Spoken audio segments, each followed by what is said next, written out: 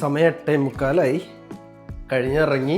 ഇന്നപ്പോൾ എത്രയാ 14+ മണിക്കൂർ വന്നിട്ടുണ്ട്. പരിപ്പളകിയിട്ടുണ്ട്. ഇന്ന് എന്തൊക്കെ പ്രശ്നങ്ങളായിരുന്നു. ലിഫ്റ്റ് കേടായി.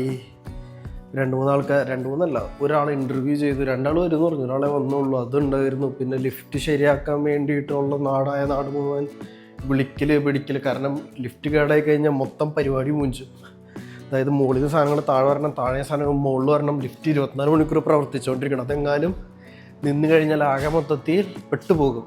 ബൈ. അപ്പം അത് കഴിഞ്ഞു. അങ്ങനെ എല്ലാം കഴിഞ്ഞ് ഇറങ്ങി.